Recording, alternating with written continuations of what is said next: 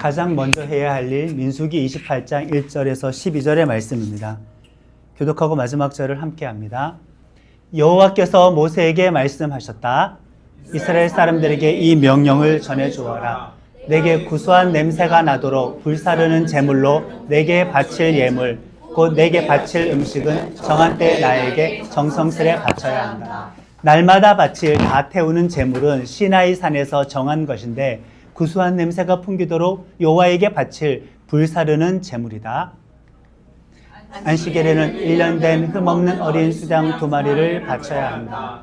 또 고운 밀가루 4.4리터를 곡식 제물로 기름에 섞어 바치고 그에 곁들여 붓는 제물도 바쳐야 한다. 이는 안식일마다 바치는 다 태우는 제물로 날마다 바치는 다 태우는 제물과 그에 곁들이는 붓는 제물에 덧붙여 따로 바쳐야 한다.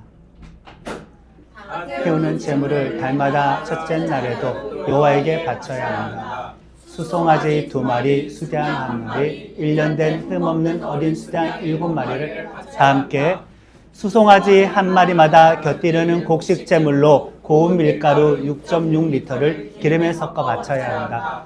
수장 1마리에 곁들이는 곡식 제물로는 고운 밀가루 4.4리터를 기름에 섞어 바쳐야 한다. 아멘. 인구조사 끝나고 땅 분배 규칙도 수정했고 차기 리더까지 정했습니다. 이 땅에 임할 하나님 나라를 위해서 지금 차곡차곡 준비가 진행되고 있는 중이죠. 그렇습니다. 모세 자신은 비록 들어가지 못하지만은 하나님께서 본인에게 마지막 전달하라고 한, 마지막 준비하라고 한 그 하나님 나라의 사명을 끝까지 완수하고 있습니다. 참 배가 아플 만하기도 한데 이런 모세의 태도를 우리는 배울 만합니다. 내가 열매를 얻지 못해도 그냥 열매 얻는 자체가 내 인생의 목적, 사명의 목적이 아니라 내게 맡긴 역할 자체를 완수하는 것이 사명의 목적이 된다면은 교만할 일도 없고 하나님의 영광을 가로채는 일도 없고 사역자들이 말년에 타락하는 일도 발생하지 않을 겁니다. 자, 그렇다면은 이제 이 땅에 하나님 나라가 임했을 때 직접적으로는 가나안 땅에 정착했을 때 하나님의 백성들이 가장 먼저 해야 할 일은 무엇일까? 당연히 그 말씀 먼저 전해주시겠죠. 백성들이 입고 먹고 마시면서 사는 문제가 먼저일까? 그들이 어떤 도덕적인 문제의 말씀을 먼저 주셨을까? 어떤 말씀을 먼저 주셨을까? 이제 가나안 땅에 들어갈 준비는 다 되었고 들어가게 되는데 가장 먼저 해야 할 일, 삶의 문제에 대한 이야기를 먼저 하셨을까? 그렇지는 않습니다. 읽었던 우리의 오늘 본문도 포함되는 말씀인데 얼마나 중요하냐면은 28장과 29장 2장에 걸쳐서 가나안 땅에서 가장 먼저 해야 할 일에 대해서 상세하게 알려주고 있어요. 이 땅에 임한 하나님 나라에서 가장 중요한 일 무엇이라고 생각하십니까?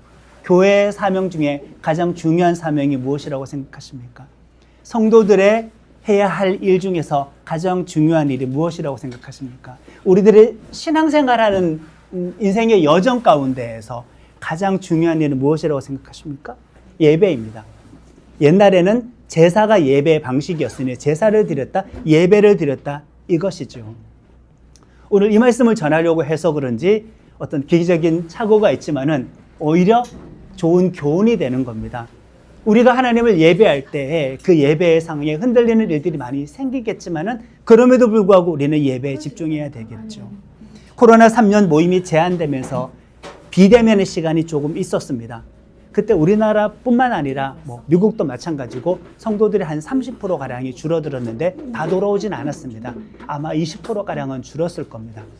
그런데 20대, 30대, 10대로까지 내려가면은 더 많은 사람들이 돌아오지 못한 그 시기를 우리가 맞고 있고 많은 교회 어떤 학자들은 한 세대가 지나면은 복구가 될 거라고 이야기를 하기도 하고 복구되지 않을 거라고 이야기하는 사람들도 있습니다. 비대면의 문제가 여기서 발생하는 거죠. 예배 모임의 중요성이 이렇게 흐려지게 된 것입니다. PPT 화면을 넘겨주시면은 오늘 본문의 말씀에 대해서 제가 정리를 해 두었습니다. PPT 넘겨달라는데.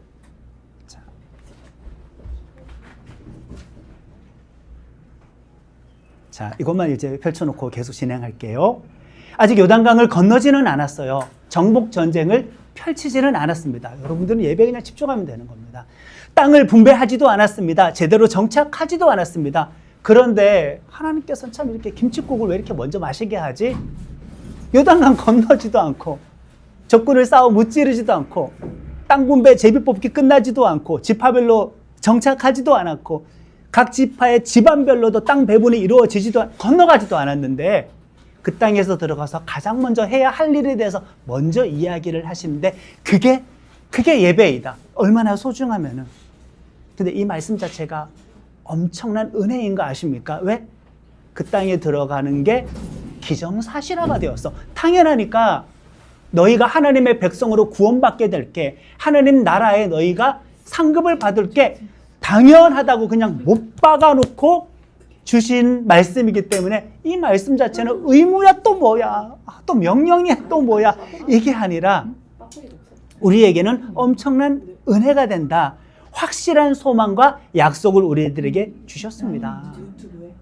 미래에 있을 일인데 뻔히 그냥 이루어질 것처럼 가나안 땅 들어가는 거 전제하고 말씀을 하고 있어요. 그러니 보세요. 우리들에게 한번 적용해 볼까요? 우리는 지금 여기 모여서 하나님을 예배하고 있습니다. 이게 무엇을 의미할까? 내가 이미 하나님 나라에 들어와 있다라는 것이 증명된 거죠. 내가 이미 하나님의 백성이라는 증거입니다. 예배하고 있으니까. 가서 들어갈 땅에서 가장 먼저 할 일이 예배인데 우리가 지금 예배 드리고 있으니 임의의 측면에서는 우리는 구원 받았습니다.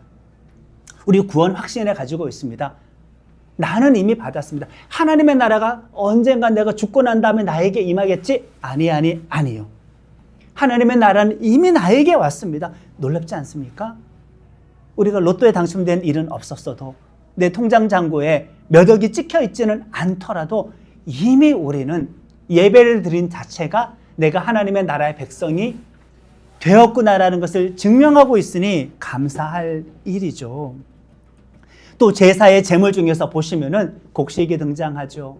곡식이 등장합니다. 그 곡식을 쥐어짠 기름도 등장합니다. 또 뭐가 나와요? 포도주도 나옵니다. 맥주도 나옵니다. 이것은 광야 땅을 행군하고 있는 이동 중에서는 드릴 수 없는 예물이잖아요. 농산물입니다. 농사 지으려면, 포도주를 만들려면 정착해야지, 땅에 있어야지. 내 땅에 있어야 농사를 짓고 수확을 해서 곡식 예물을 드리죠. 그 짠 기름을 드리죠. 포도주와 맥주를 드리죠. 이거는 땅 없는 광야 유목민들이 드릴 수 없는 제물인데 저것이 기록이 되어 있다라는 건 우리가 하나님의 나라를 받았다라는 것을 또 다시 기정사실화하고 있다. 그냥 전제에 깔고 말씀을 주신다. 나중에 예수님의 재림을 통하여 하나님 나라가 궁극적으로 완성될 것이지만 그것은 미래적인 사건이지만은 예수 믿는 사람에게는 그 믿음의 능력으로 말미암아 현재가 된, 완료가 된 사건이 된 줄로 믿습니다. 여러분들은 구원 받았습니다. 아무도 흔들지 못해요. 우리는 하나님의 자녀가 된 것입니다. 단점 많고 흠이 많아도, 내 인생의 한계와 장애물이 많아도 우리는 복받은 자이죠. 자, 이 땅 하나님의 나라에서도, 장착해야 할 하나님의 나라에서도, 최종적으로 예수님의 재림을 통하여 완성될 그 하나님의 나라에서도 하나님의 백성이 가장 최우선적으로 해야 할 일, 예배이다. 오늘 본문의 말씀을 보시면 예배 종류가 많이 나옵니다. 매일 드리는 예배는 하루 2번입니다. 아침과 저녁으로 하루의 시작과 하나님의 하루의 마무리를 하나님께 예배, 하나님 앞에서 시작하고 마무리한다, 이거죠. 매주 예배는 안식일의 예배인데 예수님으로 넘어오면서 부활한 날 주일로 바뀌었거든요. 일주일에 한 번 드리는 예배, 안식일 예배, 창조의 완성입니다. 그리고 주일 예배는 새 창조의 시작입니다. 그 말은, 이 안식일 예배가 뜻하는 말은 한 주의 시작과 한 주의 마무리도 예배로 이렇게 드렸다. 매월 한 번 드리는 예배가 있습니다. 1일 드리는 예배, 초하루의 예배입니다. 매달의 처음 시작도 예배로 시작을 했습니다. 이것만 있을까?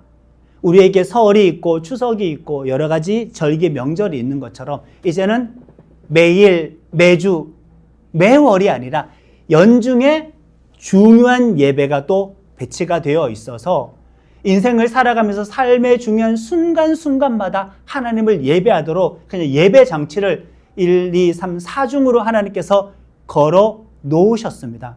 우리 인생의 모든 시작과 마무리, 내 삶의 순간순간 하나님을 예배하는데 그 자체가 나는 구원받은 백성이다. 하나님 나라를 물려받은 백성이다. 그 믿음의 고백으로 예배를 드리는 것입니다. 자, 그렇다면 보세요. 매일 드리는 예배인데 안식일과 일주일에 한 번은 겹치겠죠. 매월 드리는 예배와 한 번은 겹치겠죠. 매일 예배가 안식일의 예배와 겹치면 겹쳤네? 하나 생략할까? 그게 안 된다 이거예요. 일주일에 한 번 드리는 안식일 예배가 날짜가 1일에 드리게 되었어요. 겹쳤어요. 그러면 안식일 예배는 생략하고 매월 드리는 예배 한 번만 드리면 될까? 그게 아니에요. 이 4번의 예배가 한 날짜에 겹쳐진다고 하더라도 생략하지 말아라. 너희 편의대로 예배를 생략하지 말아라. 간소화시키지 말고 각각의 예배를 다 따로 드리라고 그렇게 우리에게 명령하고 있습니다. 왜요? 우리의 예상과 바람대로 하나님을 예배하는 거 용납하지 않으셨어요. 너희의 융통성대로 예배를 드릴 수 없다. 예배는 내 방식대로, 내가 지시한 대로 초점은 나에게 맞추어서 예배를 드려야 되지, 하나님이 정하신 대로 드리는 예배가 온전한 예배라고 할 수가 있죠. 그런데 또 보시면은 매일의 예배에서 매주의 예배로 갈수록, 매주에서 매월로 갈수록, 이 매월의 예배가 매년의 예배로 갈수록 재물의 양이 점점 많아지는 거 발견하셨습니까? 연중에 드리는 예배는 그냥 일주일 동안 드립니다. 매일 해서 일주일 동안 드려요. 그러니까 매일이 매주로, 매주에서 매월로, 매월에서 연중 드리는 예배로 갈수록 제사의 횟수가, 재물 태우는 횟수가 많아지고 재물의 양도 많아지는 것을 보게 됩니다. 어떻게 이럴 수 있지? 우리들이라고 한다면 중복되는 것은 중복되는 것일수록 생략하기 마련일 텐데, 하나님의 존귀하심은 무한합니다. 하나님의 영광은 무한합니다. 하나님의 사랑과 자비는 무한합니다. 우리의 예배는 갈수록 깊어져야 한다. 온전한 찬양은 더 온전한 찬양을 드려야 된다. 감사와 찬송은 더 감사와 찬송을 올려드려야 된다. 나의 회개는 더 깊은 회개가 되어야 된다. 하나님의 임재는 갈수록 더 깊어져야만 한다. 근데 사실 반대로 가고 있지 않습니까? 신앙생활 하면 할수록 예배에 대해서 매너리즘에 빠집니다. 완전 반대로 가고 있습니다. 예배가 1, 2, 3, 4 중에 겹치기가 될수록 재물의 양은 더 늘려버립니다. 더 많은 헌신을 요구하게 됩니다. 제사의 횟수, 재물 태우는 횟수는 더 많아집니다. 더 많이, 더 집중적으로 온전하게 예배하도록 하고 있으니 세상의 편리를 추구하는 삶의 방식과는 완전히 다른 예배를 우리들에게 요구하고 계십니다. 자, 영과 진리로 하나님을 예배하자. 다음 주에는 더 영과 진리로 예배하자. 내년에는 더 영과 진리로 예배하자. 5년 뒤, 10년 뒤에는 예배 숙달에 되어서 형식적으로, 습관적으로, 그냥 상투적으로 예배드리는 사람이 아니라 처음 예배드리면서 감격에 빠졌던 새신자보다 더 영과 진리로 깊은 하나님 임재 가운데서 예배 드릴 수 있다면 예수 믿는 재미가 얼마나 재밌겠어요. 얼마나 재밌겠어요. 근데 우리는 자꾸 반복되는 것을 통하여서도 깊은 곳에서 얕은 곳으로 빠져나오려고 하는데 성경의 원칙은 그것이 아니다. 바쁜 세상이 되면서 예배를 줄이고 생략합니다. 겹쳐도 다 따로 드려야 되는 이 예배 정신, 이 예배 교훈을 우리가 기억할 필요는 있습니다. 어떻게든 예배를 줄이고 행사와 프로그램으로 대체하는 거 있을 수 없죠.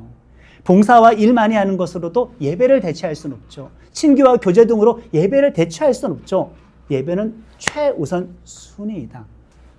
물론 삶의 예배는 이 예배의 적용적인 차원이라고 할 수 있습니다. 그것은 각자의 삶 속에서 당연히 드려야 되는 것이죠. 삶의 예배로 공동체 예배를 대체하거나 생략하거나 축소하고 줄일 수 없습니다. 근데 보시면은 이거는 그냥 융통성이 없어요. 이렇게 해. 날짜 정해진 대로 해. 재물 정해진 대로 드려. 무조건 태워야 돼. 방법까지.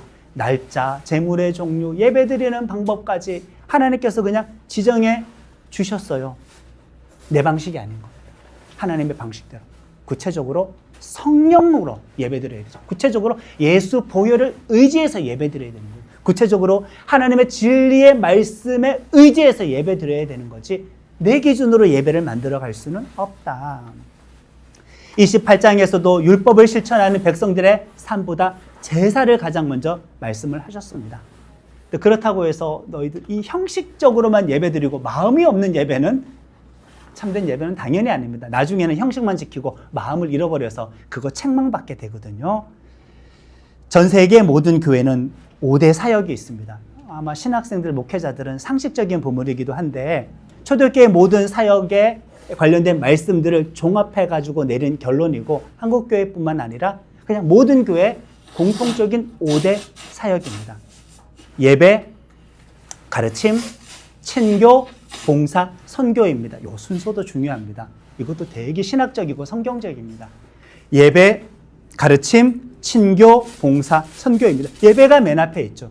그 다음이 하나님의 말씀을 배우고 가르치는 그 양육입니다. 제자훈련이라고 할 수가 있죠. 그 다음이 성도의 교제, 친교입니다. 공동체성이죠. 그 다음이 적용이라고 할 수 있는 봉사, 선행이죠. 선교입니다. 모이는 교회로 예배, 가르침, 선교이고 흩어지는 교회로 봉사, 선교입니다. 하나님과의 관계에서 드리는 예배가 앞에 있고 사람과의 관계에서 그 예배를 삶의 예배로 전환해서 실천하는 부분이 뒷부분에 있으니 이 5 중에 하나만 중요한 것은 아니고 다 함께 가야 되는데 예배가 맨 앞에 있다. 최우선 순위입니다. 초대교회의 첫 번째 모임의 목적이 무엇인지 아십니까? 일단 예배입니다. 마가의 다락방에서 성령 받았잖아요. 예수님이 승천하신 다음에 10일 뒤에 일어난 일들이거든요. 예수님 부활하시고 한 40일간 부활을 증거하고 다니셨어요. 40일은 완전수잖아요. 충분하게 내 부활에 대해서 난 다 증명하고 보여줬다 이거예요. 40일이니까. 그리고 오순절날 성령 강림했잖아요. 6월절 뒤에 50일째니까. 그러니 예수님 승천하고 한 10일 정도 남아 있었는데 그러면 그때 마가의 다락방에 모였던 120명의 성도들은 무엇을 하고 있었을까? 사도행전 기억하시면 대답할 수 있습니다. 무엇 하고 있었죠? 예배입니다. 좀 더 직접적으로는 기도하고 있었습니다. 근데 사실 10일 동안 기도만 했겠어요? 밥도 먹고 교제도 하고 웃고 떠들고 슬퍼하고 뭐 했었겠죠. 그런데 그냥 사도행전에는 성령 받기 전에 그들은 뭐요? 기도했다라고만 기록하고 있습니다. 우선순위고 그게 핵심이기 때문에 이렇게 기록을 한 것입니다. 시와 찬미와 신령한 노래를 부르는 것이 어색하지 않았습니다. 분위기 잡고 겨우 진행해야 될 순서가 예배가 아닙니다.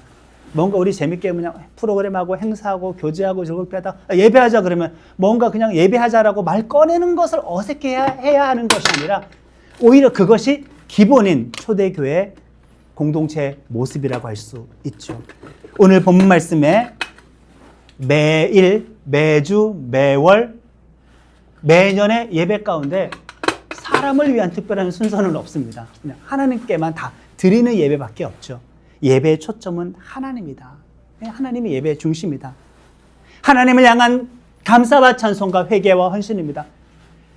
만약에 예배자가 하나님을 높이는 행동만 하는 예배인데 그것으로 인하여서 지극히 감동하고 전율하는 그런 영성을 가졌다고 한다면 그 사람 진짜 행복한 겁니다. 첫 출발을 너무 잘한 겁니다. 근데 그게 아니라 인간의 감정과 감각과 비유와 이런 모든 것을 다 만져줘가지고 사람의 감동 중심으로 예배드리는 첫 예배를 배웠다고 한다면은 그리고 수직적인 하나님의 예배를 지루하게 느끼기 시작했다고 한다면은 평생 신앙생활 해야 되는데 첫 단추를 잘못 깬 겁니다. 할렐루야라는 가사 한 번만 그 한 단어만 반복하는 찬양으로도 주를 향한 감격이 내게 살아있다고 한다면은 정말 예배를 잘 배운 거라고 할 수가 있죠. 예배의 순서와 찬양도, 자리 배치도, 음악도, 조명도, 색깔도 모든 상징물들도 인간의 자아를 위한 것은 아닙니다. 사람의 자존감, 사람의 기분과 비위, 취향에 맞출 수는 없고 어떻게 하면 하나님이 부각될까?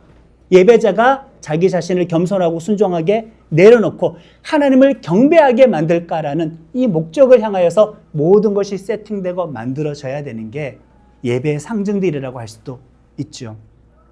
28장과 29장의 모든 예배는 그냥 인간과 상의는 없어요. 상의 없습니다. 하나님의 일방적인 지시입니다. 예배의 주도권은 하나님께서 갖고 계신다. 날짜 좀 바꿀게요, 하나님. 재물의 종류를 좀 바꿀게요, 하나님. 태우는 방식을 좀 바꿀게요, 하나님. 안 돼요, 안 돼요. 안 됩니다. 내 취향 따라 하나님을 끼워 맞출 수는 없습니다. 주께서 지시하는 방법이 온전한 예배의 방법입니다. 그리고 인간 중심의 방법으로 예배를 수십 년 드린다고 해도 그것은 성령의 역사를 방해하는 것이기 때문에 사람이 잘 바뀌지는 않습니다. 수십 년 신앙생활을 해도 사람이 안 바뀌는 것. 그렇게 예배를 드렸는데 왜 안 바뀔까? 무엇이 문제일까? 인간 중심적인 예배를 드려서가 아닐까? 교회에 5대 사명이 있지만 하나님의 하나님 되심을 인정하는 예배가 최우선인 것은 주기도문에도 나타나 있습니다. 우리 예배 때 주기도문 했잖아요. 주기도문 기도에 크게는 6가지 정도가 있어요. 구하는 게 뒤에 3개 보면 이것입니다. 일용할 양식을 주세요. 나를 위한 필요죠. 나의 죄를 용서해 주세요. 나를 위한 거죠. 우리를 악에서 지켜주세요. 구해주세요. 나를 위한 거죠. 이것보다 앞에 있는 것은 하나님의 이름이 높아지기를 바랍니다. 영광이죠. 그리고 하나님 나라가 임하기를 바랍니다. 그리고 하나님의 뜻이 이루어지기를 바랍니다. 주기도문에도 6가지의 간구가 있는데 앞선 3가지가 하나님을 위한 것입니다. 예배가 먼저이고 다음 날 위한 필요를 구하는 것이 주기도문에도 이렇게 담겨 있다. 삶의 문제 해결보다 하나님을 높이는 것이 우선한다. 하나님은 영이시고 우리 개신교가 말씀의 종교잖아요. 말씀을 참 중요하게 생각하잖아요.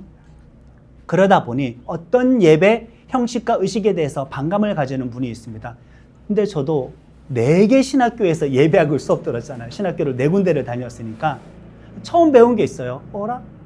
우리는 천주교가 아닌데 예배에서도 상징이 중요하다고, 절기가 중요하다고, 어떤 의식과 순서가 중요하다고 천주교적인 건 줄 알았는데 오히려 종교개혁으로 인하여 우리가 말씀으로 돌아섰는데 이 지나친 반작용 때문에 중요한 예배 의식과 전통과 상징에 대해서 개신교가 잃어버려서 인간 중심적인 예배, 가벼운 예배가 된 것이다라는 수업을 들었을 때 아차 싶기도 했었습니다. 여러분 주변에 기본적으로 천주교인과 개신교인 한번 비교해 보세요. 누가 진중하고 무겁고 누가 가볍고 얕은지. 대체로 개신교인들이 좀 헐겁습니다. 약간 가벼움이 있습니다. 특히 또 말이 많습니다.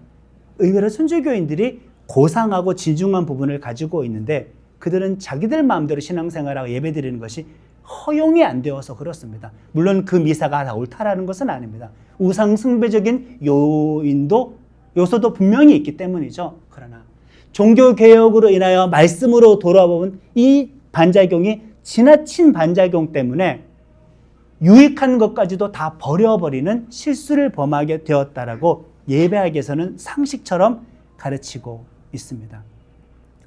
정한 대로 순종해야 될 말씀이 있다는 것이 얼마나 큰 다행인지 인간의 한계를 설정해 주기 때문에 우리를 겸손하게 합니다. 우리로 순종하게 합니다.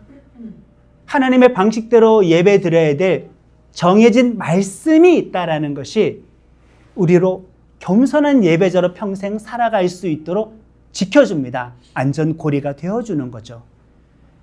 공예배, 공예배입니다. 우리 예배 순서를 한번 돌이켜볼까요? 다 의도를 가지고 기획이 되어 있습니다. 내가 자리에 와서 앉았다라고 예배가 시작되는 것은 아니죠. 자, 내가 왔으니까 하나님 임재를 먼저 구해야 되는 거죠. 그리고 주님께서 먼저 우리를 예배자로 불러주셔야 되니 부르심의 말씀이 있는 겁니다. 그리고 앞쪽에 찬양할 때에는 찬양 가사가 대체로 하나님을 경배하는 찬양 가사에 노래들을 넣습니다. 신앙 고백을 먼저 하고 들어갑니다. 말씀을 듣기 전에 예수님과 연합하는 성찬식이 먼저입니다. 주님의 말씀 듣기 전에 예수님과 연합한 상태에서 그 다음 순서로 넘어가는데 이 모든 순서 하나하나에 의미가 있죠. 하나님이 정하신 대로 예배드리는 예배. 자기 감정 중심, 자기 예와 자기 의 중심적인 신앙인이 절대 다수인 현대의 감각적인 문화의 시대를, 세속적인 시대를 우리가 살아가는데 가나안 땅 바알의 자극적인 예배 방식을 하나님께로 가지고 와서 이것을 이렇게 혼합할 수는 없죠. 예배는 드리면 드릴수록 겸손해져야 된다. 더 겸손해져야 된다. 더 깨져야 된다. 여러분들이 주변에 어떤 찬송가나 CCM의 가사들을 하나하나 살펴보십시오. 하나님이라는 주어가 많은지 나라는 주어가 많은지, 사람이 사람에게 말하는 관점의 가사가 많은지, 사람이 하나님께 드리는 관점의 가사가 많은지, 찬양의 주체가 중심이 하나님인지 사람인지. 저는 진짜 이 찬양 가사 때문에 예수 믿었던 처음 청소년기 때 몇 년 동안 찬양하느라 신경을 썼는지 모릅니다. 고등학교 3년에서부터 대학 시기까지 불편한 가사들이 너무나 많아가지고 예수를 처음 믿을 때 이 가사 하나 문제 때문에도 수년을 고민을 했었어요. 당연히 근데 친교성 필요하죠. 축복성 필요합니다.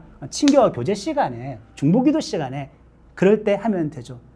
찬송가 집에 있죠. 앞에 펼쳐서 목차 한번 확인해 보시기 바랍니다. 1장부터 41장까지는 경배와 찬양의 가사로 채워진 곡들이 맨 앞에 있습니다. 맨 앞에 있어요.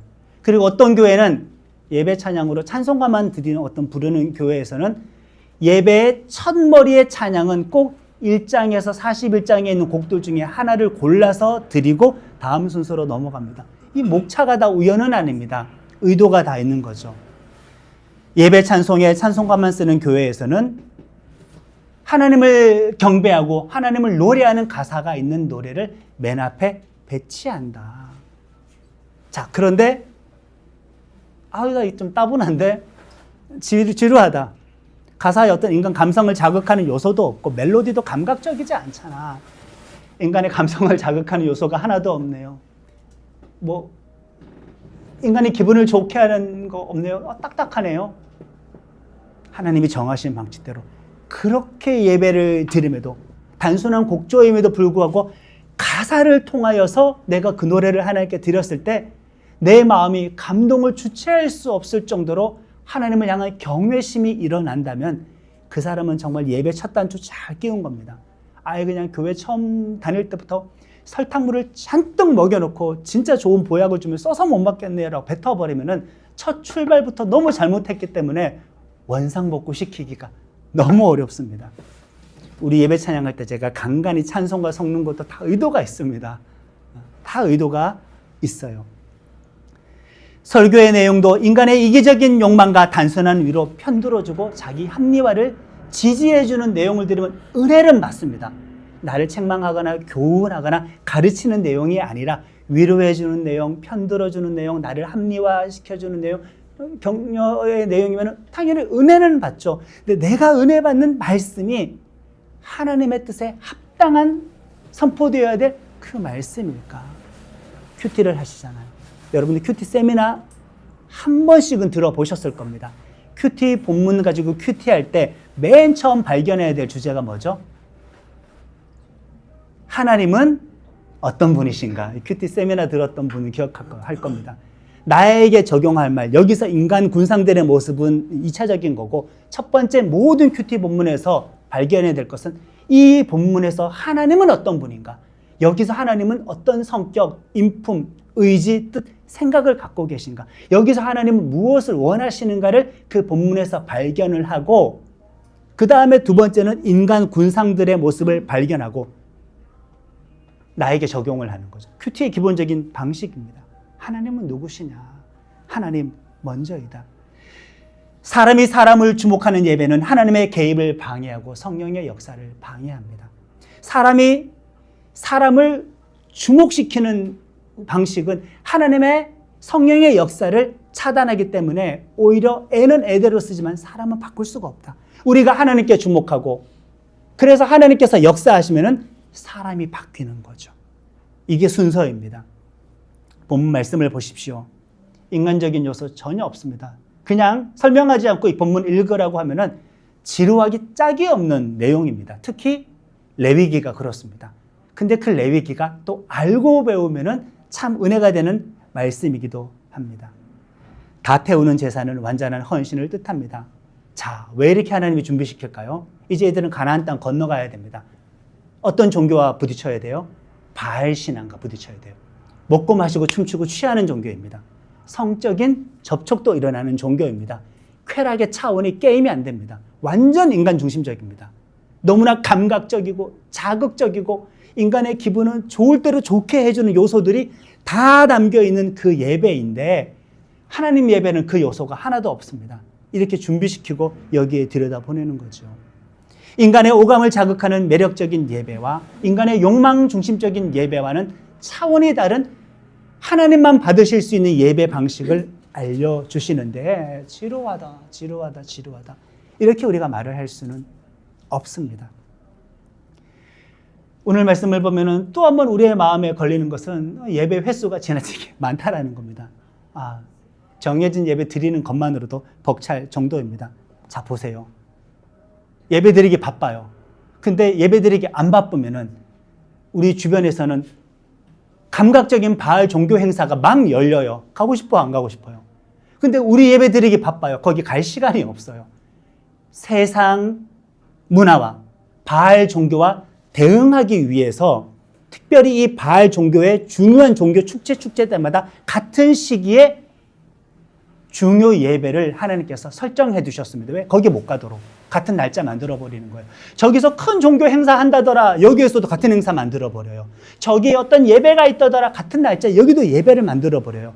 그러니까 이대로만 예배 드리면은 바알 신앙에 빠지지 않을 수가 있다. 예배는 우리가 세상에 물드는 것을 방지해 준다. 안전장치이지 하나님은 지독하게 우리를 그냥 못 살게 굴려고 묶어두려고 이렇게 하지는 않았습니다. 이럼에도 불구하고 빠져들어갑니다. 이럼에도 불구하고 이 예배와 바알 신앙이 누가 누구에게 더 영향을 많이 주겠습니까? 자극적인 종교가 덜 자극적인 종교에 영향을 주겠죠. 나중에는 종교 혼합이 일어납니다. 그래서 결국 하나님의 백성은 가나안 땅에서 다 멸망하게 됩니다. 이건 결과적으로 그렇게 됩니다. 나중에 이들을 지키지를 못해서. 매력적인 세상 문화를 이길 수 있는 방법은 예배입니다. 자, 예배 드리지 않고 푹 쉬고 하고 싶은 대로 다 해보세요라고 하면은 세상이 얼마나 달콤합니까? 할 게 너무나 많이 있죠. 1, 2, 3, 4 중에 이 자물쇠는 끊어지지 않는 하나님과 우리와의 관계를 위한 안전장치이다. 하나님의 백성들은 예배를 위해 수시로 모여야 합니다. 내가 예배를 드린다는 자체가 내가 이겼다는 승리자라는 표현이고 구원받았다라는 표징입니다. 천국 백성이 되었다는 표지이니까 예배를 드리는 것은 축복이다. 감사할 일이다. 그리고 예배를 다 태워드렸으니 온전한 헌신으로 예배를 드리는 성도들 되기를 바랍니다. 가면 갈수록 날마다 예배가 깊어질 수 있기를 축복합니다. 그리고 마지막 이 모든 제물 예수님을 상징합니다. 저 제물 방식으로만 예배 받으신다고 했잖아요. 오로지 우리가 예배 드릴 수 있는 유일한 조건은 예수님의 십자가 죽음과 그 보혈의 은혜를 입고 그 은혜를 의지해서만 드리는 예배만 예배가 되고 예배 받아주신다.